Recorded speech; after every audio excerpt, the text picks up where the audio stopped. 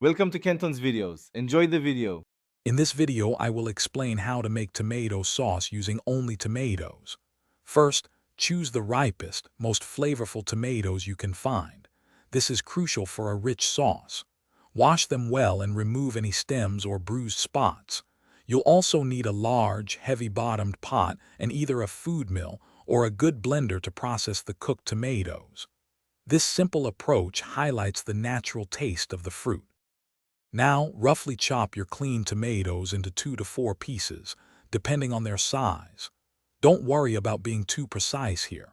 Place all the chopped tomatoes into your large pot.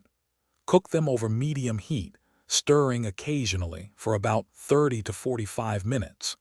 They should become very soft and start to break down, releasing their juices and concentrating their flavor naturally.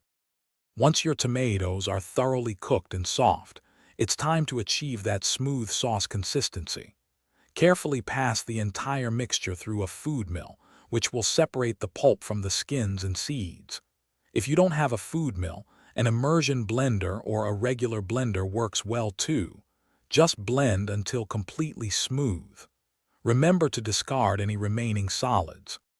Finally, return your smooth tomato puree to the clean pot. Simmer it gently over low heat for 1 to 2 hours, or until it reaches your desired thickness. Stir occasionally to prevent sticking. This reduction process intensifies the flavor. Once cooled, transfer your delicious, pure tomato sauce to airtight containers. It can be refrigerated for about 5 days or frozen for several months. Thanks for watching. Consider subscribing if we helped you.